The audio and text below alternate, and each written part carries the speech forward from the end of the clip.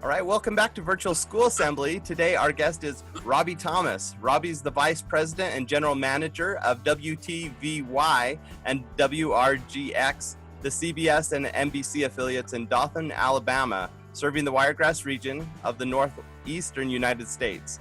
An 11-time Emmy winner and with extensive experience in audience development and media marketing, Robby says his mission is saving local journalism one day at a time. And I'm really excited to talk to Robby because this is something I'm passionate about with local journalism. I think it's something that we're moving away from in our country. But first, welcome to the show, Robby. Yeah, thank you, Tyler. I appreciate it. I appreciate you having me, and I love the fact that you're doing this for children out there to have an opportunity to really remember what it's like to hear from all of these different speakers, not just their teachers, not just their lessons. I loved school assembly day whenever I was in school, and it's sad that we don't have that right now with coronavirus going on. Right, me too. But, you know, the cool thing is we live in a world where when the power goes out in your house and you have to go to your neighbor's house and squint in, we still have the technology to record these in the middle of the summer for an assembly that's coming up in a few months. I love that we can do this. So what an opportunity. That's how I know you're passionate about this, Tyler, because you're in the middle of the desert heat. Right. Yeah, no, it's been a nice 110, 108 degrees here lately. So we're loving it. Not quite the swamp of Alabama, but you know, it's good. Right. Well, Robby, tell us a little bit about your story. Where are you from? What was your childhood like? Sure. Well, I grew up in a place called Hickox, Georgia. It's just outside of Nahunta, Georgia. You haven't heard of either one of those. It's in rural southeast Georgia, about half an hour from the Atlantic Ocean and half an hour from the Florida line.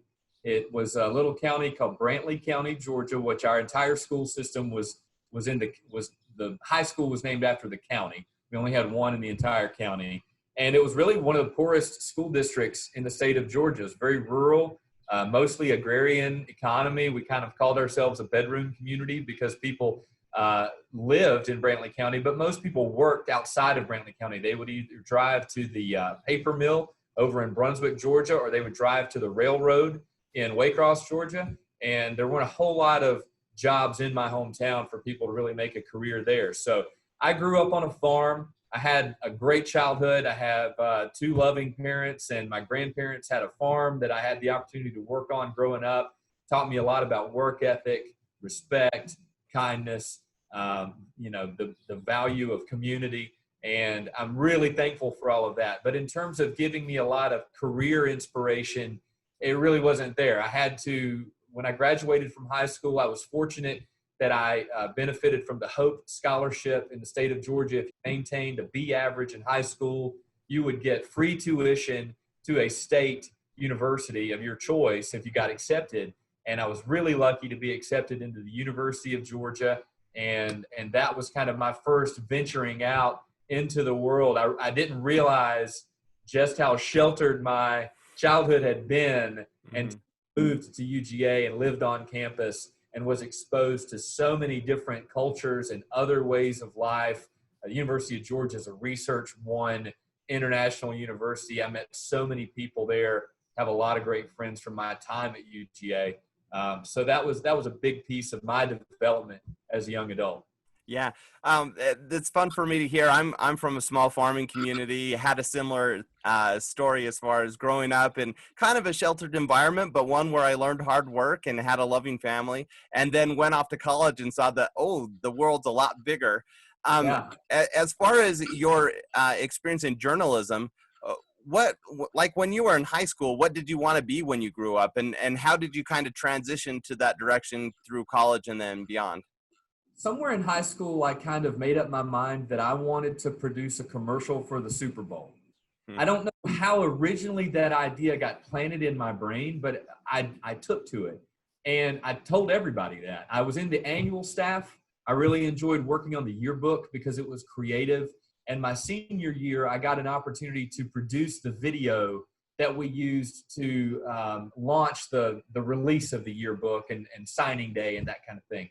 So I did a lot of video production and writing and editing and acting and directing with my friends, and it just found this creative spark within me that I wasn't really entirely aware of until I got into that project. And then I, for whatever reason, just focused it on producing a commercial for the Super Bowl because I just loved funny commercials. And I thought that would be something cool. That would be a way to make a career out of shooting and writing and editing and having fun with creativity that was a little more concrete than trying to become a movie director in Hollywood or something like that. To me, that my small town upbringing just didn't seem like that was a realistic pursuit.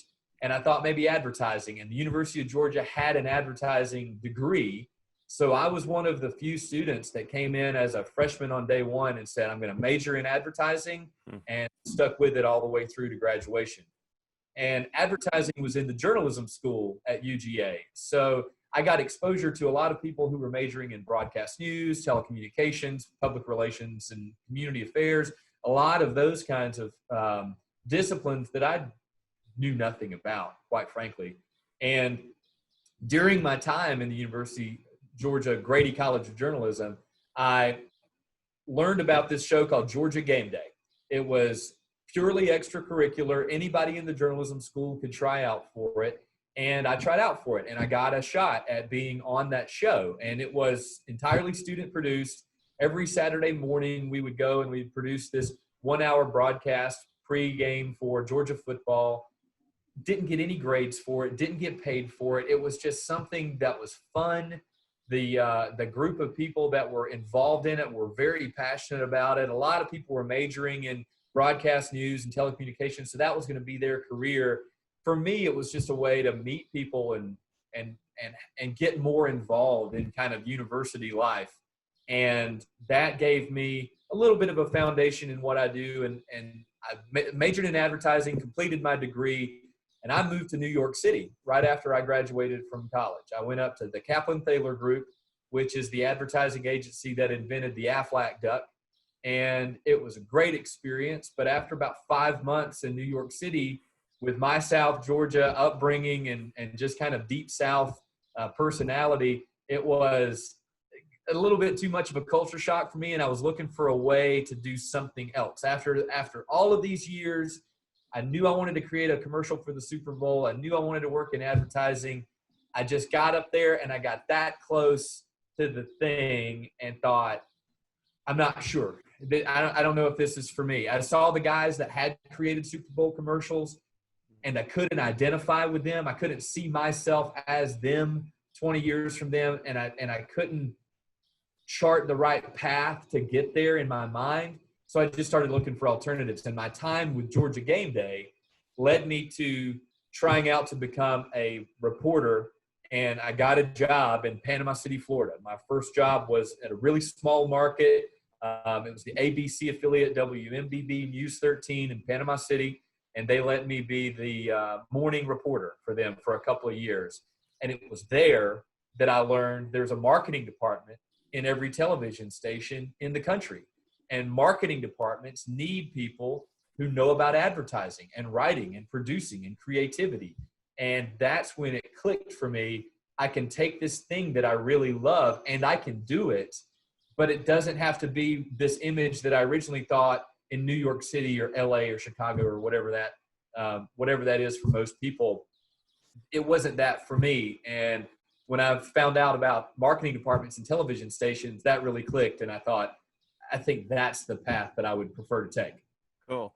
Now, I want to back up for a minute and then we'll get more into your career. But when you were younger and started practicing telling stories, and you talked about how you shot some videos and did things there for your high school with the yearbook and stuff like that. I mean, this was back pre-YouTube. And so, today all you need is a phone and you can upload it to YouTube for free, and it's really simple. Back in the day, walk us through kind of that process. If you wanted to tell a story and have other people see it on a screen, what was involved in that? Oh, man, way back when. The kids watching this are going to think I am an old man. My grandparents bought a VHS camcorder when I was probably 10 or 12 years old, and I loved that thing. I wanted to shoot any and every video that they would let me shoot. I would get out of school on Friday afternoons and beg my mom to let me go get their video camera for the weekend so that I could just shoot videos. And I did not have an editor. Back then you couldn't edit on your phone. You couldn't even edit on a computer. You had to have like an editing machine. I didn't have that, but you could edit in the camera. And if you read about a lot of famous directors, you'll know that they kind of learned how to edit within the camera when they were starting out. I would do stop motion videos of my action figures in my room. And I would recruit my little sister to be an actress. And I would write commercials and little goofy scenes. And she would be my, play toy. I would make her do everything that I wrote. And then we'd just go show it to mom and dad in the living room. And, if they laughed at it, then it was worthwhile. If they thought it was silly, but they were very encouraging. They were always trying to tell me to do more and really encouraging of that creativity. And, I would show it to my grandparents and maybe my friends, but it really wasn't about audience development for me. Whenever I was a kid, it was just about the creativity. I was having fun, whether anybody saw it or not. I didn't care about likes or views or any of those things. You've got all these metrics now. And I think on one hand, they're really cool. It's awesome that you can produce a video and millions of people can see it.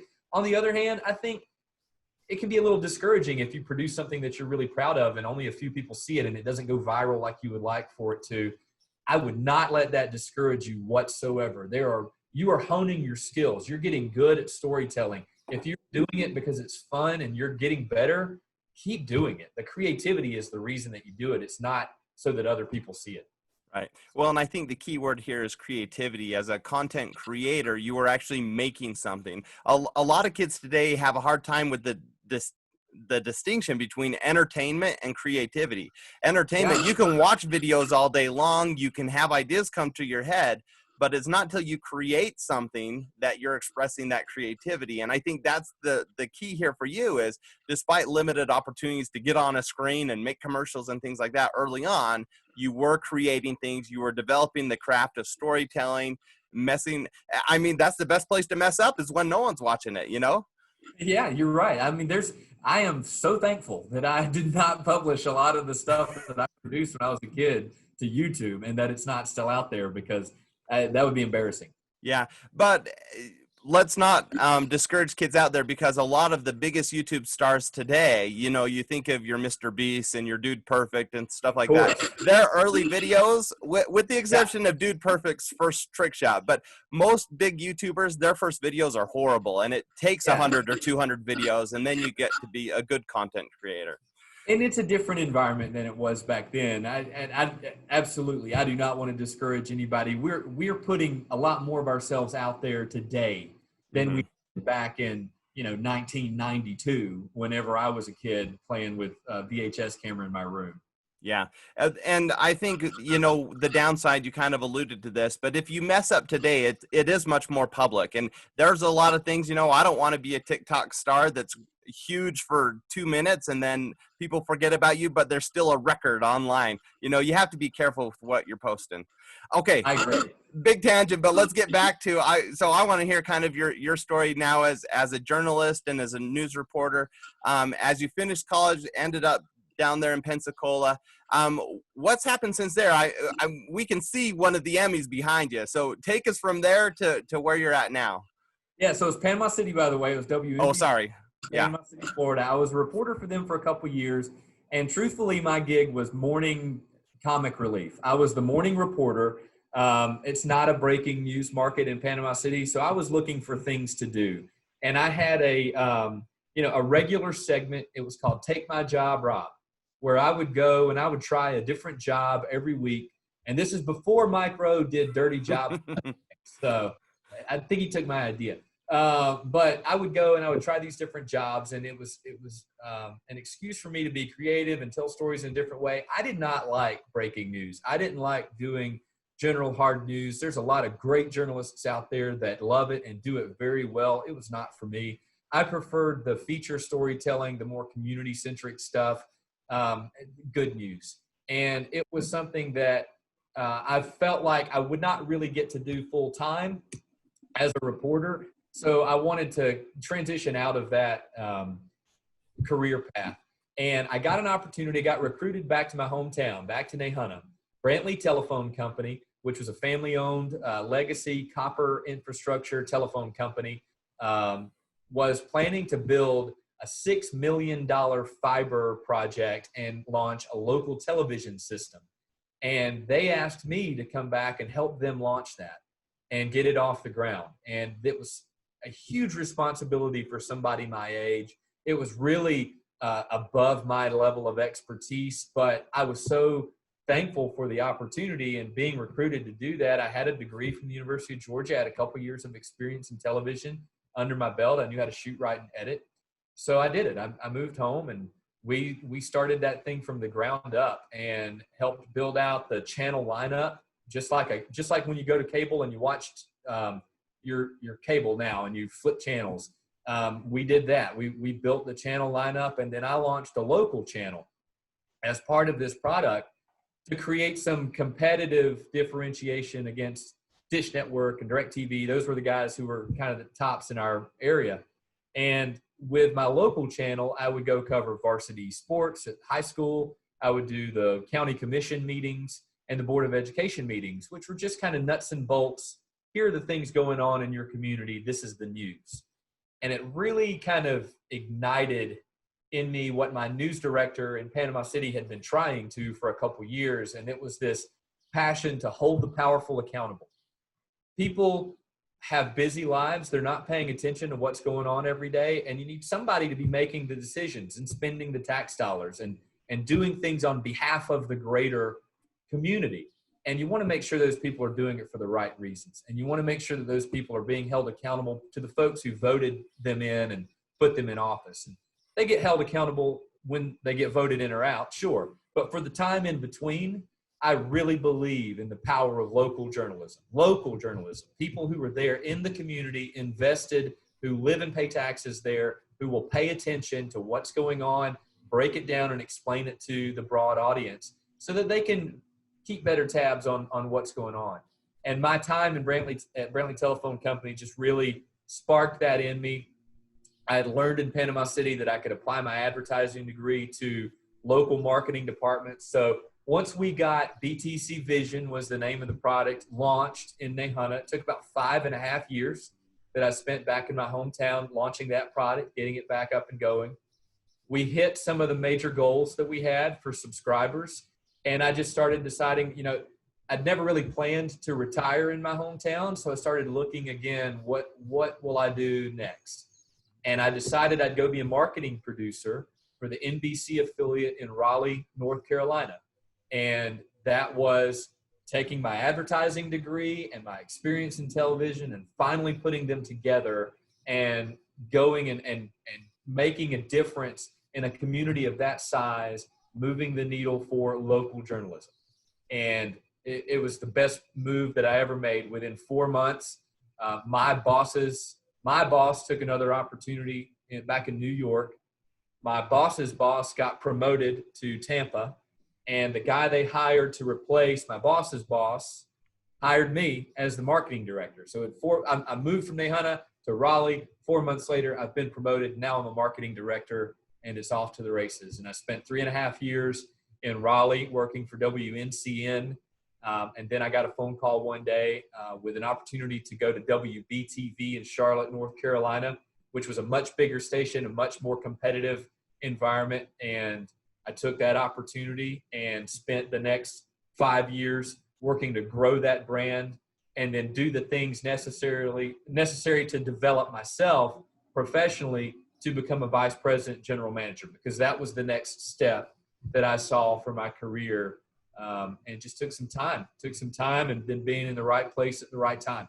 Yeah. So there's a few things I want to point out here. You mentioned best move I could have ever made. And several times you said opportunity. It's important for kids to know here we are during this pandemic where the future is so uncertain, but I'm guessing that the best move you ever made, you didn't even know that move existed a few years before, right? And every opportunity you hit, it's because it presented itself to you in an uncertain future. You were just looking for the next thing, right? Well, I'll tell you, it was hard. It was scary when I left Brantley Telephone Company. I loved that company. The people that I worked with there are like family to me. Mm-hmm. It was my hometown. I knew anybody and everybody where I lived there. And I was stepping away to a new state. I'd never lived in North Carolina before. I didn't know much about Raleigh, North Carolina, other than what I'd read on the internet and done a little bit of research, and then one trip there on a job interview. And it was very uncertain at the time. And I'm glad I did it. It was the best move that I ever made. And I think I say that so enthusiastically because of how much fear I had going into that decision. It could have gone either way. I could have moved up to Raleigh and things could have turned out completely differently. Thankfully, they didn't. Thankfully, I moved to Raleigh and it proved to be the right decision. And it was about being open to the idea of that opportunity, setting aside that fear of change, and just saying to myself, I knew I don't want to retire in my hometown. It had been my dream. That was not something that I had imagined for myself. I love my hometown. I love going back there to visit, and I love the people that live there. I just knew that that was not going to be for me. And getting the courage and finding the right opportunity to leave it took some time and took some bravery to ultimately finally pull that trigger. But I'm so glad that I did. Yeah, that's fantastic. I love hearing your story because I think it echoes so much of what we've heard on this channel, that it's a lot of hard work, some uncertainty, and willing to have that courage to try something new in the face of that uncertainty. Sure. As we wrap up today, what's your one piece of advice you want to leave with students who are facing an uncertain world right now as they're looking to their own future and they're trying to set goals and work towards something? What advice would you give them? The thing that I think always guided me was I knew that I wanted a job that dealt with creativity. I was passionate about creating, and I needed to find a way, me personally, to make it practical. I needed goals to achieve. I never had this big overarching dream other than I would joke and say that I'd like my own TV show one day. I didn't get my own TV show, but I do run my own TV station. And that's something that really, when I look back on it and I put all of those pieces together, it's amazing how much hard work can pay off if you're open-minded and you're disciplined. Push yourself to get better at the things that you do. Don't expect it to come easy, because most of the time it doesn't. And there are all kinds of goals along the way. The best baseball player in the major leagues didn't necessarily dream of being the best baseball player in the major leagues. He just dreamed of getting to the major leagues. And then there's a lot of guys out there that will be in the minor leagues forever, but are fantastic, great baseball players. They just, the right situation at the right time is something that's also important. Don't get discouraged is the main thing. My biggest takeaway is understand what gives you creative energy. Put some time into it. It can be a career or it might just be a hobby. Either way, you're going to get energy and juice from it, and that's going to give you some fulfillment that you can apply in so many different areas of your life. And secondly, put in the hard work. Like it takes effort. Things don't come easily. Put in the work. Yeah, that's really great advice. And there's never been a better time to put in time to being creative. I mean, now is the time to do that. Absolutely. Well, Robby, thank you so much for spending some time with us this morning. If kids want to learn more about you, or if they want to check out your YouTube channel or anything like that, where's the best place for them to find you online? Yeah, absolutely. I've got some work up on my YouTube channel. It's /Robby, ROBBY, Lee, LEE Thomas, Robby Lee Thomas. So check it out. Let me know what you think. I love feedback on that kind of stuff. So leave some comments and tell me what's good, what's bad. And there's some old stuff on there from my Take My Job Rob days. I will look like a very, very young guy in those videos, but check them out. Let me know what you think. Cool. Thanks. Well, it's been a pleasure speaking with you this morning, Rob. Yep. Thank you, Tyler.